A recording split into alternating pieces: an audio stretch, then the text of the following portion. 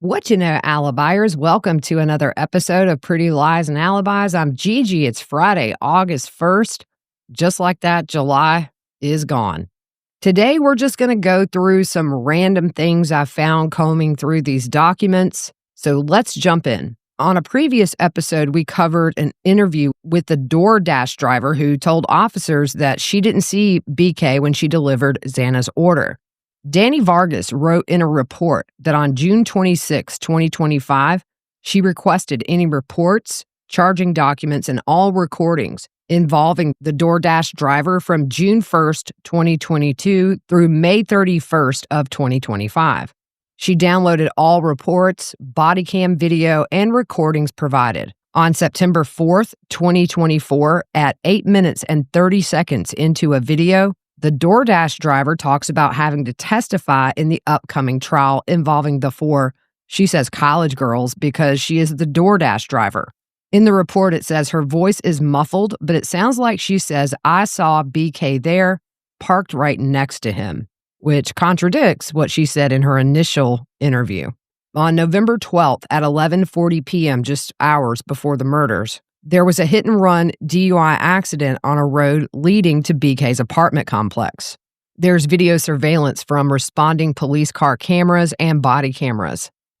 The suspect vehicle was found on WSU's Greek Row, and a suspect was arrested and booked into the Whitman County Jail.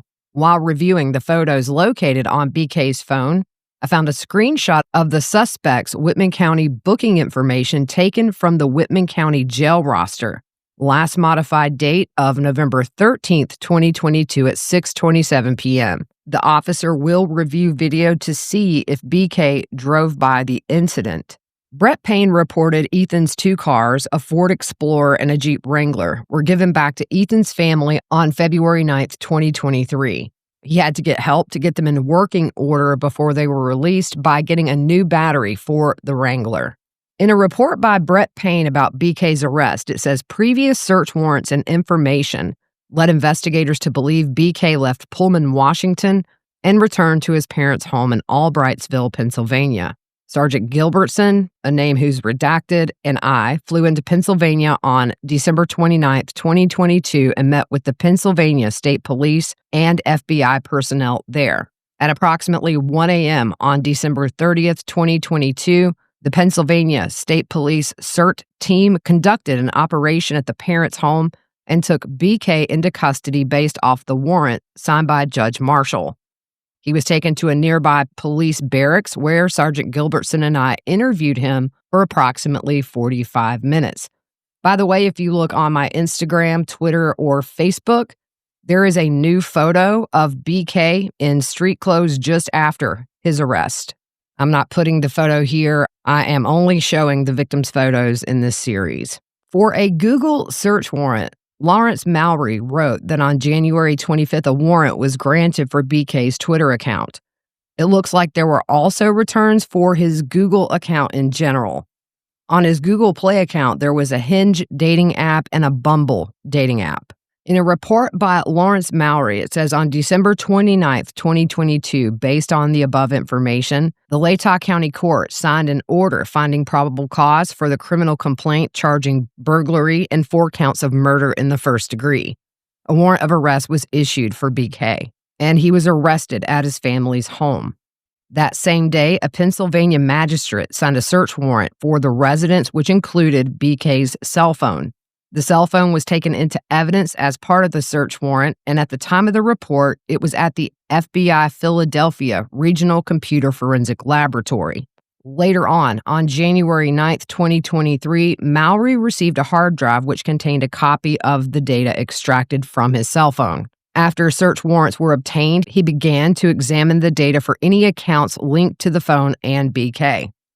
It says, I located the following installed applications, website history, screenshots, and usernames and passwords associated with an electronic service provider. For the apps and accounts, he found an account for Yik Yak, and the description of that says, find your herd.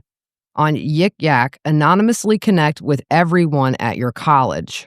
The other accounts include LinkedIn, Reddit, Twitter, Tinder, Dropbox, Washington Trust Bank, PayPal, YouTube, TikTok and Musical.ly, Amazon, Visa prepaidprocessing.com, When2Meet, Activision, GroupMe, which is used for setting up meetings, NetTeller is where you can send and receive money, Hulu, Instagram, Facebook, Spotify, Booking.com, Travelocity, and Strava. That's where you collect your entire fitness journey in one piece.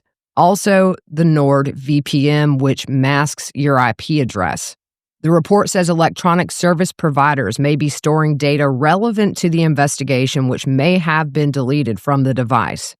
I will be requesting assistance from the prosecutor's office to apply for warrants to these companies for any data from accounts related to the following identifiers located in the phone data. He lists 2 Gmail accounts as well as a DeSales account. BK's debit card purchases, and they put on there the majority of those were food items. On November 7th, 2022, he purchased a beanie at Walmart, but there was no description of the beanie. December 1st, 2022, he purchased a 9-pack of hand towels, which were 2 shades of gray. Target, this one's interesting. Target, November 11th, 2022 at 4:09 p.m. One of the roommates was in Target. BK was at the same Target on the same day as the roommate, but his transaction was at 5:42 p.m., and it's unknown if the roommate and BK were in the store at the same time. There was nothing of interest purchased by BK at the Target. For Harbor Freight, on November 20th, he purchased a 1,000-watt continuous inverter. The description says this power inverter lets you run power tools, small appliances, electronics during a camping trip, roadside stop, or power outage by using your vehicle's battery. November 23rd, he purchased the same thing, just a higher wattage of 2,000 to 4,000 watt power inverter and also a 1-year ITC membership. November 23rd, he purchased an inverter cable. The next report is from Brett Payne. It says, on August 21st, 2024, I received an email from Deputy Prosecutor Ashley Jennings containing a link to recent inmate transport wherein one inmate mentioned BK. I accessed the secure link and watched the video. The male inmate was being transported to southern Idaho and was talking to a female inmate. During their conversation, he stated he was in maximum security, to which she replied, "Oh, you were in there with BK." He stated he was. She asked, "How is he?" He stated, "An effing weirdo." He said if he wasn't worried about further legal repercussions, he would have physically assaulted BK. She then asked if BK did it, referencing the homicides. He affirmed this statement and added he had a pretty good judgment of people, and BK's eyes tell a story. That was the extent of the conversation about BK. And it says, based on the limited information conveyed by the male and the fact he didn't mention speaking to BK about the homicides, there will be no further follow-up conducted. From Detective Mowry's report referencing Dropbox, BK used his DeSales school email to register. The account was created on March 5th, 2021, and the last login date was March 9th of 2021. There were 3 files on this account. 2 appeared to be associated with using the Dropbox service. The third was an MP4 video titled Kids for Cash. The overview of the movie says, a riveting look behind the notorious judicial scandal that rocked the nation. Beginning in the wake of the shootings at Columbine, a small town in Pennsylvania elected a charismatic judge who was hell-bent on keeping kids in line. Under his reign, over 3,000 children were ripped from their families and imprisoned for years for crimes as petty as creating a fake MySpace page. When one parent dared to question this harsh brand of justice, it was revealed that the judge had received millions of dollars in payments from the privately owned juvenile detention centers where the kids, most of them only in their early teens, were incarcerated.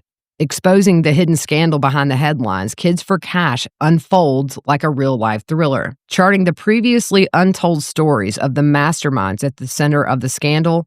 The film reveals a shocking American secret told from the perspective of the villains, the victims, and the unsung heroes who helped uncover the scandal. The film features extensive exclusive access to the judges behind the scheme. Now serving a 28-year sentence in federal prison, the former juvenile court judge at the heart of the scandal shares his ulterior motives. When they sent a search warrant for BK's TikTok, Lawrence Mowry read the return, which says, "Please note, after a diligent search, we were unable to locate any TikTok accounts associated with Gmail and DeSales." He writes, "In reviewing the contents, I found the subscriber information there is an email address redacted, but the sign-up method was Google, and the account was created on November 18th, 2022 at 5:01 p.m.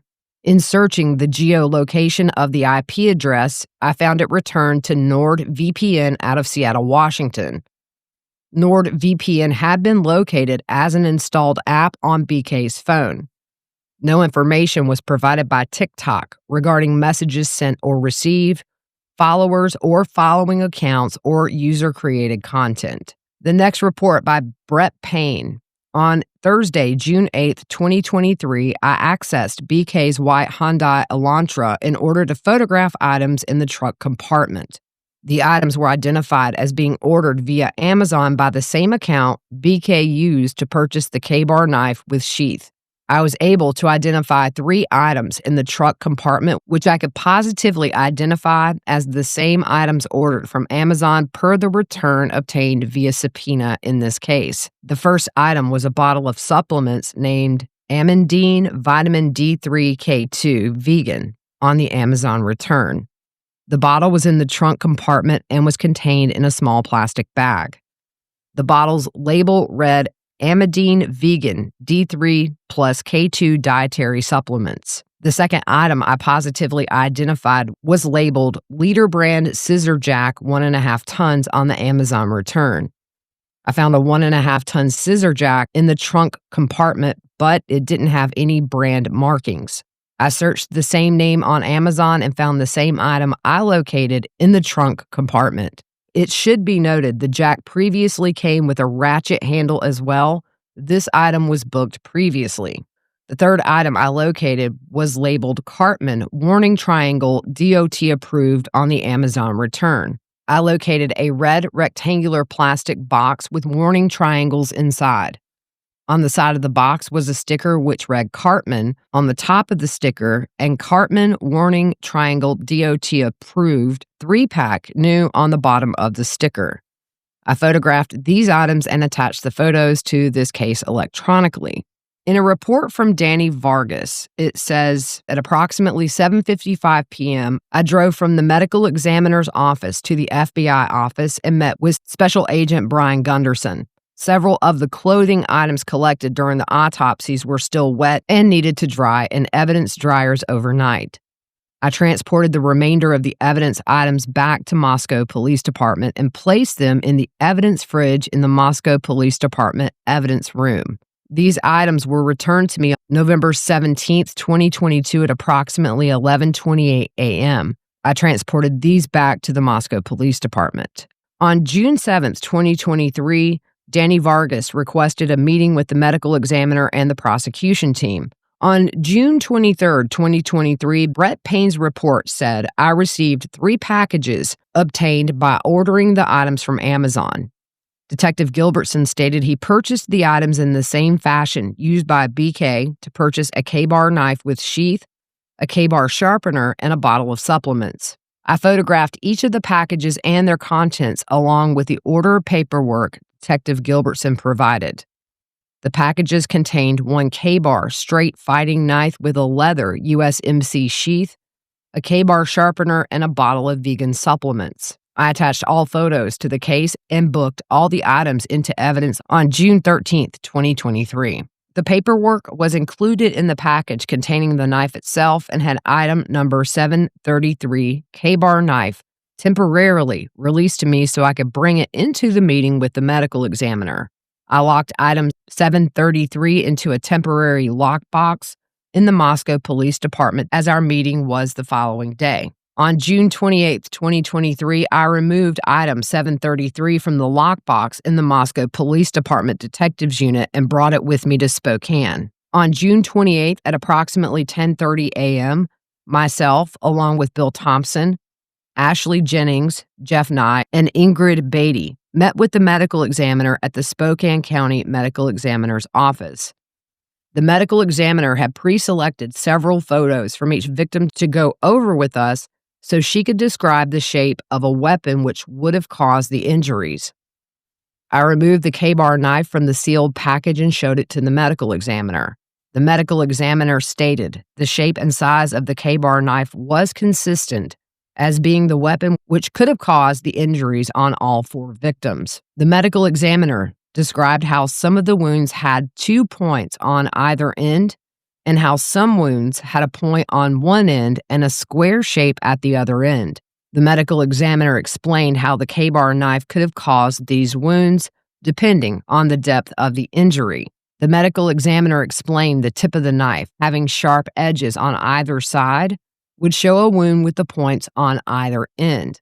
The medical examiner described a deeper wound would show a point on one side and the square on the other, and how it matched the shape of the knife blade, having the single sharp edge on one side and a square edge on the other below the tip. The medical examiner pointed out some of the wounds had a mark that was consistent with the guard of the KBAR knife. The medical examiner described how the wounds could look different depending on the skin stretching, the dynamics of the situation at the time, the angle or position the knife was in when it was inserted and or removed, and how a victim was moving or not at the time. The medical examiner described some injuries depicted that the strength of the weapon itself and the force used would have been great. So what was some evidence taken at autopsies? For all 4 victims, standard stuff like a DNA card, hand swabs, wrist swabs, foot swabs, ankle swabs, clippings of hair, fingernail clippings, neck swabs, and handbags and feet bags. Individually, for Kaylee, they took a black Corner Club t-shirt that said nasty and inebriated. There were pants, Joe Boxer, gray and black flannel, a silver earring, and 1 white Adidas sock. For Maddie, a pink short-sleeve shirt, black Russell brand Vandal pants size medium, 3 silver rings, a black hair tie, and false eyelashes. For Xana, a gray Under Armour sweatshirt, Calvin Klein underwear, trace evidence from the body bag and the left hand. And for Ethan, a necklace, a bracelet, and Puma socks. One thing that was revealed just today, I believe, none of the victims had illicit drugs in their system, only varying levels of alcohol. This is something that's been rumored for a while online, and the facts go to show you, just rumors. As far as Washington State University documents, investigators sent search warrants to WSU, and Brett Payne's report said they received essays written by BK, a self-evaluation done by BK, a writing sample written by BK, various email correspondence and team notes, and miscellaneous documents. In another search warrant to WSU, they received numerous pages of graded assignments of his, redacted text messages referencing BK, subfolders containing emails between BK and somebody whose name is redacted. They also received email correspondence which appear to be from after his arrest and a risk assessment file which contains several pages of the results of WSU's risk assessment of BK after his arrest. In the Elantra, they recovered a plastic shovel that had dirt wedged to several locations. On August 2nd, 2023, Brett Payne went to several locations in the Moscow area and retrieved soil samples to be tested. The areas he searched were based on photos and cellular data from BK's phone. The results of that soil testing, the soil on the shovel is consistent with soil found in the Moscow area, and the soil was likely not from anywhere east of Moscow. This finding also excluded Pennsylvania as a likely source for the soil. The soil from the shovel displayed characteristics of soil carried to the area via a water source. This could have been recent or at any point in the area's geologic history. The analyst told Brett Payne the exact area the sample came from would likely not be attainable, due to the prominence of the mineral compounds from the sample that are found throughout the Moscow area. So those are just some random things that I've been making notes of as I've gone through these files. I think maybe we're getting close to the end of this batch of files. I have requested anything that is releasable from the Moscow Police Department. Still have not heard back, but I'm sure they are getting a ton of requests for that. But if they do respond, I'll let you guys know. Hope you guys have a good rest of your Friday, and we will see you soon.